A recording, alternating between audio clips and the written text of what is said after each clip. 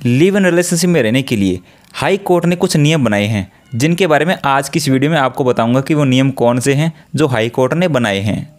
अगर आपको live in relationship के बारे में कुछ पूछना हो तो आप मेरे हेल्पलाइन नंबर पर मैसेज के द्वारा या कॉल के द्वारा जानकारी ले सकते हो, जिसमें आपकी पूरी मदद की जाएगी। वैसे आप स्वतंत्र हैं और कानून आपको लिव इन रिलेशनशिप में रहने के लिए नहीं रोकता।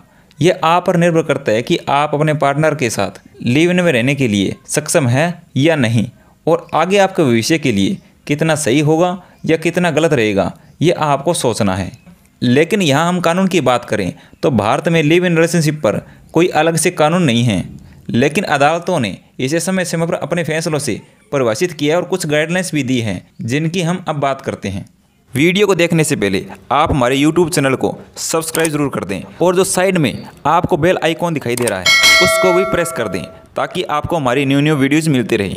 लिव इन रिलेशनशिप में रहने वाले कपल के लिए प्रिवी काउंसिल से लेकर सुप्रीम कोर्ट ने कुछ विशेष व्यवस्था भी की है। पहले हम लिव इन रिलेशनशिप की परिभाषा को समझ लेते हैं। तो लिव इन रिलेशनशिप में रहने के लिए कपल को समाज के सामने खुद को एक पति पत्नी के रूप में रहना जरूरी है। जैसे कि एक पति पत्नी एक ही छत के नीचे रहते हैं और रातें गुजारते हैं, उसी तरह आप दोनों को रहना है। यही लिव इन रिलेशनशिप की पहली शर्त है।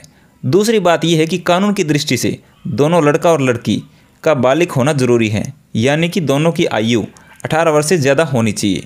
और तीसरी शर्त यह है कि दोनों एक ही छत के नीचे रहने चाहिए और शारीरिक संबंध बनने चाहिए, जैसे कि एक पति पत्नी रहते हैं उसी भांति रहना जरूरी है। और चौथी बात यह है कि आप दोनों लंबे समय से लिव इन रिलेशनशिप में हैं, तो इन ऊपर दी हुई शर्तों को पूरा करना अनिवार्य है। अगर कोई महिला इन शर्तों को पूरा करते हुए लिव इन रिलेशनशिप में रह रही है और कल को इस लिव इन रिलेशनशिप से कोई उसको संतान हो जाती है, तो उस बच्चे को वह सभी अधिकार मिलेंगे जो एक पति पत्नी से पैदा हुई संतान को मिलते हैं। अब हम लिव इन रिलेशनशिप पर कुछ केस लॉ के बारे में बात कर लेते हैं। तो नवंबर 2013 में इंदिरा शर्मा वर्सेस वी.के. शर्मा के केस में एक फैसला आया जो कि काफ़ी महत्वपूर्ण है।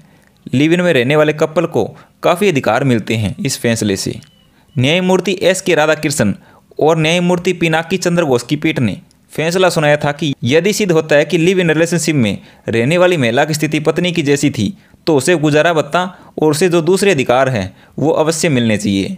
लेकिन 21 अक्टूबर 2010 में लिव इन रिलेशनशिप की समय अवधि के ऊपर यह जजमेंट आया।